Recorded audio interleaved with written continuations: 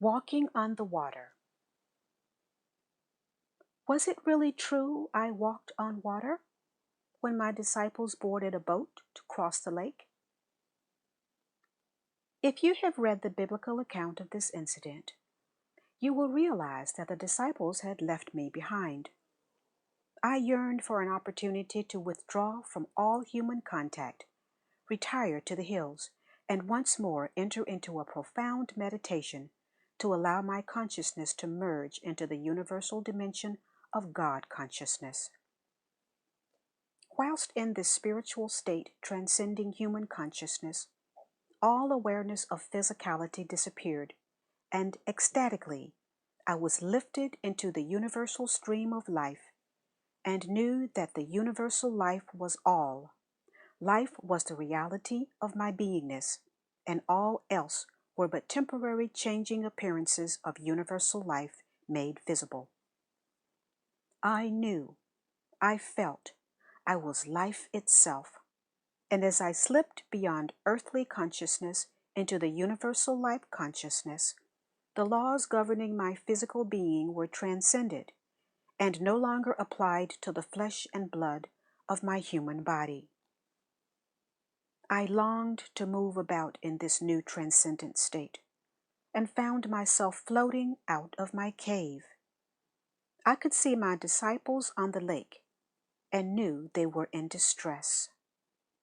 Effortlessly, I floated down over the hill towards the shore, and as I began to regain contact with my normal human concerns, in this case my disciples, I found myself coming to rest on the waters.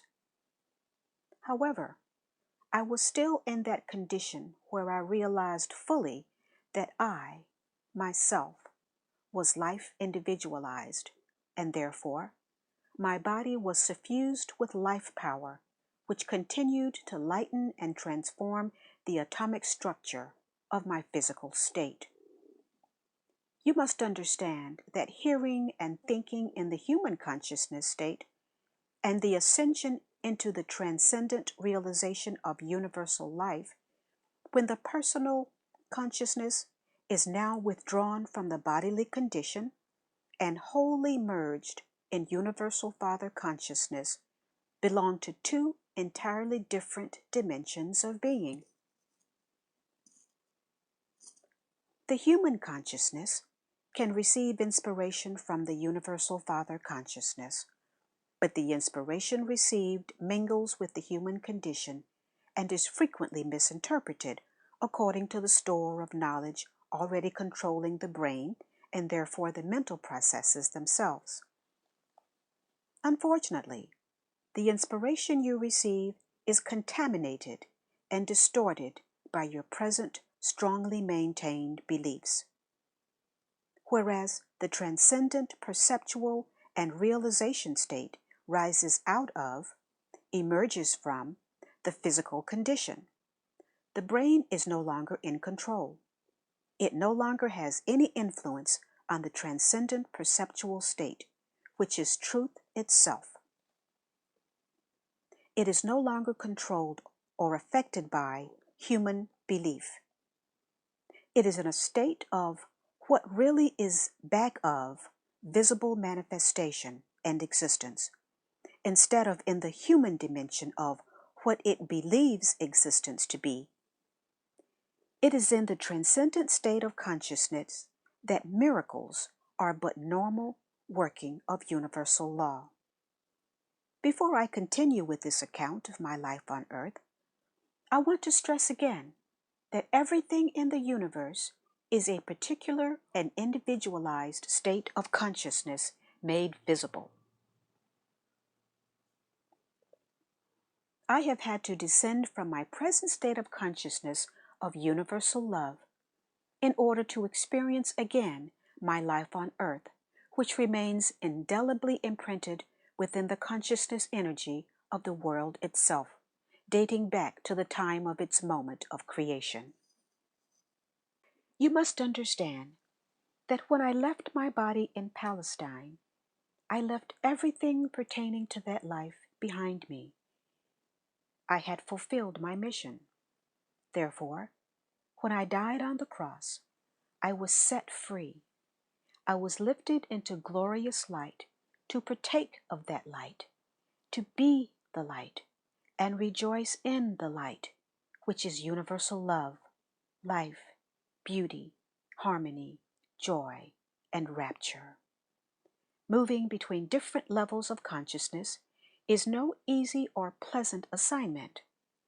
It is only because my mission on earth was not completed when I died in Palestine that I now return to help you prepare to enter a new age, a new phase of individualized existence on earth. You may gain some understanding of what I mean by the discomfort of this enterprise when you remember the times you have recalled some deep sadness in your life, and you find yourself reacting with almost the same degree of tension and emotional stress as you did when the sadness actually took place. Reflecting on past suffering and sorrow will make you want to cry. You will feel a return of the original depression and anguish as you relive that time in your imagination. You may want to withdraw from people because your consciousness has now descended from your former state of happy, peaceful equilibrium to experience, yet again, the lowered consciousness vibrations and consciousness forms you created at the initial time of your suffering. Changing moods indicates a change in your consciousness energies. A lift in your consciousness vibrations gives you a physical, emotional, and mental lift, making you feel happy. A drop in your consciousness energies will depress the functioning of your entire system, and you will feel the onset of depression, or, at the very least, a drop from the former buoyancy you were enjoying. I am describing for you a fact of existence. Your entire universe manifests the differing frequencies of vibrations of consciousness energy particles. As these frequencies move up or down from one level to another, so do the visible and physical structures manifest differing levels of energy, and there is a change of mental patterns and motions and appearance. To descend from my state of consciousness to the conditions of my time on earth is prompted only by my love for mankind.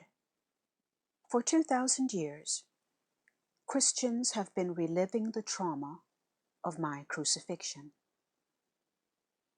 Some people have even experienced the stigmata, which is nothing more than a hysterical and morbidly emotional response to what they believe I endured.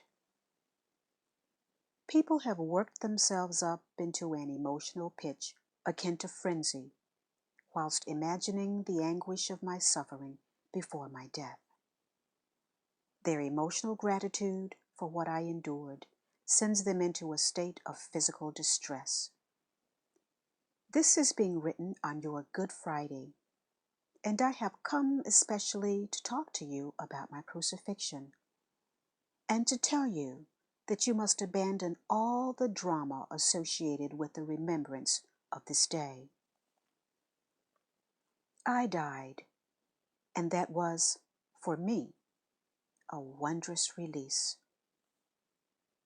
It is time that people wake up from their long, long dream and come to understand existence as it really is, and the truth concerning my crucifixion, which has been hidden till this time.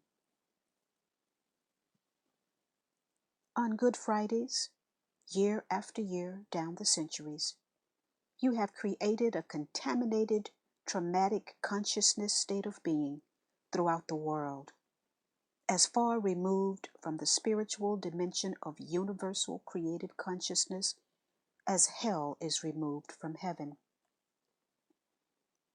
Now that I have chosen to relive my life on earth in the persona of Jesus, through the mind of the one who is receiving my words, in order to help the world move on to a new phase of spiritual mental development, I ask those who can receive my words to give up this practice of remembering my death and exercising physical self-denial during your Lenten fast to commemorate my 40 days in the desert.